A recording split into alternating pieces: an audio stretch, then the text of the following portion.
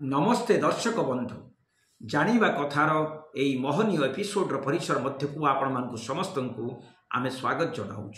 आज प्रथम प्रश्न, श्री रामंकर पितांक नाम हेउछि दशरथ। तेबे प्रश्न हेउछि श्री रामचंद्रंकर पितामह बा जेजेबापांकर ना कौन अटे? यार सठिक उत्तर हेउछि श्री रामचंद्रंकर पितामहंकर नाम हेउछि अज। अज थिले नाभागंकर पुत्र तथा जजातिंकर पुत्र। श्री रामचंद्रंकर पितामह हेउचंती अज, से दशरथंकर पिता। वर्तमान आसंतु जीवा आज द्वितीय प्रश्न निकटक। एही दिन संध्यारे घर अगणारे थिबा चौरा मूलरे एक छोट चारिकोणिया पोखरी करा जाए। सेतिरे छोट छोट माछ छड़ा जाए। एही पोखरी चारिपाखे बालुंगा धान और मझिरे सारु गछ पोता जाए। ता मझिरे पीढ़ा रखी 7टी पीता सुखुआंकु हलदी पानी रे धोई हलदिया कना पिंधाई सिंदूर कज्जोल सज्जित करी बसा जाए। तत्परे भात डाली सारू मूला पीता सुखुआ पकाई तरकारी आउ कांजी और सरु चकुली पिठा भोग करा जाए षठी दोषींक निकटरे।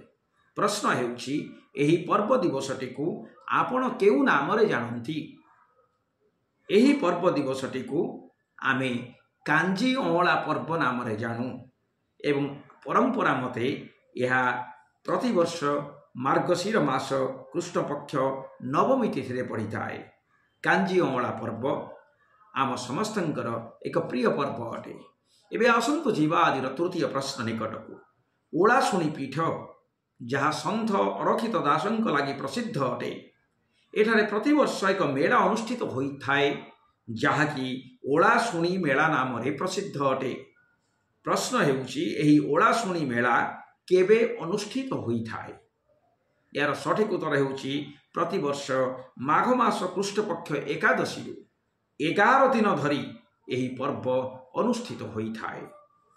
वर्तमान आसंतु जीवा आज चतुर्थ प्रश्न निकटक। श्रीमद् भगवद गीता यार रचयिता होउचंती व्यासदेव, जहाँ महाभारत एक अंश विशेष अटे। सेही भली गुज्जरी वृत्तरे लिखित ओडिया भागवत लिखिथिले जगन्नाथ दास। सेही भली सेही गुज्जरी वृत्तरे लिखित खाड़ेंगा भागवत रचना करिथिले दीनबंधु मिश्र बा दीनबंधु खाड़ेंगा। तेबे प्रश्न हेउछि कली भागवत ग्रंथर स्रष्टा किए अटंती? किए कली भागवत ग्रंथ रचना करिथिले? यार सठिक उत्तर हेउछि अभिराम परमहंस। अभिराम परमहंस कली भागवत ग्रंथ रचना करिथिले। एबे आसंतु जीवा आज पंचम प्रश्न निकटक। सेवा और चरित्र बत्तारे आम्भे माने तांकु आदर्श करी धरिथिलु। से मिछ कही जानु नथिले। मिछ कहिबा पई राजी होई 5 थर आवृत्ति कले मध्य कहिला बेलकु 7टा गाली पकाउथिले। केवल ओडिशा बा भारत काहीकि समग्र पृथ्वी रे ए पर्यंत खूब कम लोक जन्म नहीं जो माने कि मिछ कही जानु नथिबे। एई कथा पंडित गोदावरीश मिश्र तांकर आत्मजीवनी ग्रंथ अर्ध शताब्दीर ओडिशा और तहिरे मोर स्थान रे उल्लेख करी अछंती। प्रश्न हेउछि एठारे कवि गोदावरीश मिश्र काहांक संपर्क रे कही अछंती? यार सठिक उत्तर हेउछि एठारे पंडित गोदावरीश मिश्र सत्यर पुजारी आचार्य हरिहरंक विषय रे कहूअछंती। वर्तमान आमे माने जीवा आज षष्ठ प्रश्न निकट। प्रश्नटी एई भली, से निजे कहती मु जने स्कूल ड्रप आउट बा 10म श्रेणी आरंभरू पाठ छाड़ी थिबा लोक। जो दिन स्कूल छाड़ी गांधी आंदोलन रे जोग देली सेई दिन ही शपथ नहीं जे स्कूल छाड़ी सीना पाठ छाड़ी नहीं।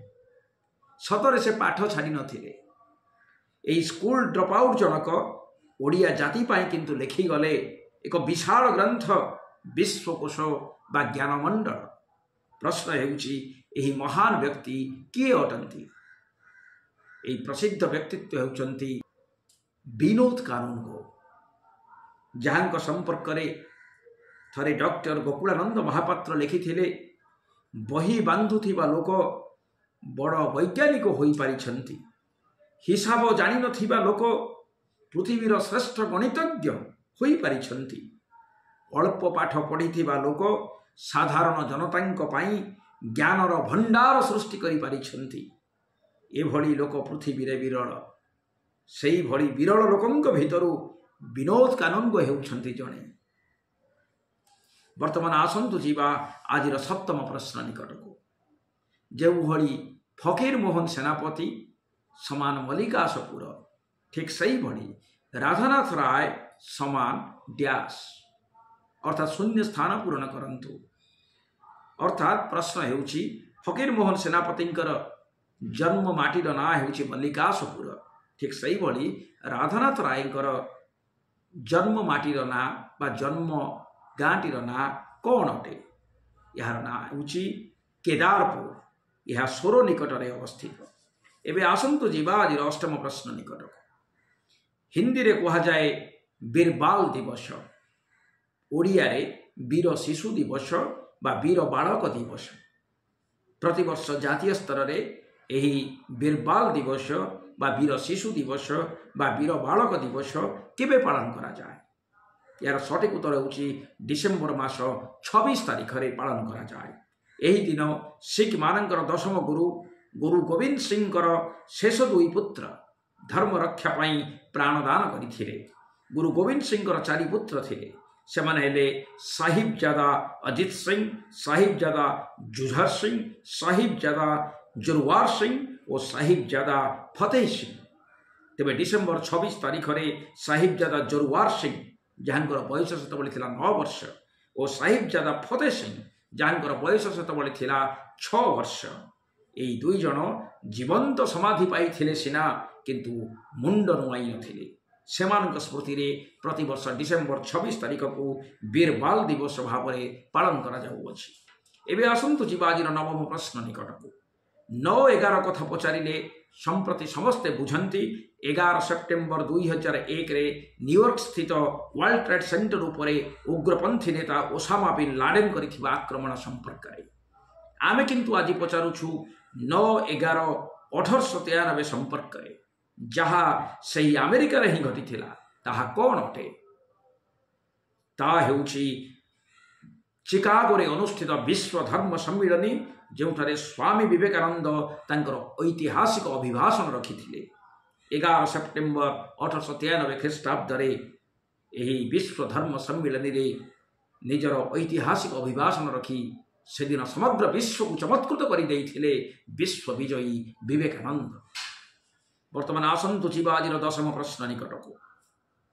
କ୍ଷମତା ଓ ଆସନକୁ ସୁରକ୍ଷିତ ରଖିବା ପାଇଁ ବାରମ୍ବାର ସଫଳତାର ସହ ନିଜର ରଙ୍ଗ ପରିବର୍ତ୍ତନ କରିପାରୁଥିବା ଏହି ରାଜନେତାଙ୍କୁ ରାଜନୈତିକ ବ୍ୟଙ୍ଗକାରମାନେ ପଲ୍ଟୁରାମ ଉପାଧି ଦେଇଅଛନ୍ତି। ସମ୍ପ୍ରତି ଭାରତୀୟ ରାଜନୀତିରେ ଏହି ପଲ୍ଟୁରାମ କହିଲେ ଆପଣ କାହାଙ୍କୁ ବୁଝନ୍ତି? ଏହାର ସଠିକ୍ ଉତ୍ତର ହେଉଛି ବିହାରର ମୁଖ୍ୟମନ୍ତ୍ରୀ ନୀତିଶ କୁମାର। ତାଙ୍କୁ ରାଜନୈତିକ ବ୍ୟଙ୍ଗକାରମାନେ ସମ୍ପ୍ରତି ପଲ୍ଟୁରାମ ନାମରେ ଜାଣନ୍ତି। ବର୍ତ୍ତମାନ ଆସନ୍ତୁ ଯିବା ଆଜିର ଏକାଦଶ ପ୍ରଶ୍ନ ନିକଟକୁ। ପ୍ରଶ୍ନଟି ଏଇଭଳି। 1895 ମସିହା ଫେବୃଆରୀ 9 ତାରିଖରେ ୱିଲିୟମ ଡି ମୋର୍ଗାନ ନାମକ ଜଣେ କ୍ରୀଡ଼ାବିତ ଏହି ଖେଳକୁ ଜନ୍ମ ଦେଇଥିଲେ। ଏହି ଖେଳର ନାଁ ସେତେବେଳେ ସେ ଦେଇଥିଲେ ମିଣ୍ଟୋନେଟ୍। ସମ୍ପ୍ରତି ଏହି ଖେଳକୁ ଆପଣମାନେ କେଉଁ ନାମରେ ଜାଣନ୍ତି? ସମ୍ପ୍ରତି ଏହି ଖେଳର ନାଁ ହେଉଛି ଭଲିବଲ। ଭଲିବଲର ପୁରୁଣା ନାଁ ଥିଲା ମିଣ୍ଟୋନେଟ୍ ଏବଂ ଏହାକୁ ଜନ୍ମ ଦେଇଥିଲେ 1895 ମସିହା ଫେବୃଆରୀ 9 ତାରିଖରେ ୱିଲିୟମ ଡି ମୋର୍ଗାନ ନାମକ ଜଣେ ବିଶିଷ୍ଟ କ୍ରୀଡ଼ାବିତ। ସୁଧୀ ଦର୍ଶକ ବନ୍ଧୁ, ଆଜି ଆମ ହାତରେ ଥିବା ସମସ୍ତ ପ୍ରଶ୍ନର ଆଲୋଚନା ଆମେମାନେ କରିସାରିଛେ। ତେବେ ଆଜିର କାର୍ଯ୍ୟକ୍ରମ ଆପଣମାନଙ୍କୁ କିଭଳି ଲାଗିଲା ଦୟାକରି କମେଣ୍ଟ ବକ୍ସ ନିକଟକୁ ଆସି ଆପଣମାନେ ଜ୍ଞାତ କରାଇବା ହେବେ ଏବଂ ନିବେଦନ କରିବୁ ମଝିରେ ମଝିରେ ଏହିଭଳି କିଛି ମହନୀୟ ଏପିସୋଡକୁ ଭେଟିବା ପାଇଁ ଦୟାକରି ୟୁଟ୍ୟୁବର ଚବନ ଭାଇନା ଚ୍ୟାନେଲକୁ ସବସ୍କ୍ରାଇବ୍ କରିବା ହେବେ। ଆଜି ପାଇଁ ବିଦାୟ ମାଗୁଛୁ। ବହୁତ ବହୁତ ଧନ୍ୟବାଦ ଆପଣମାନଙ୍କୁ।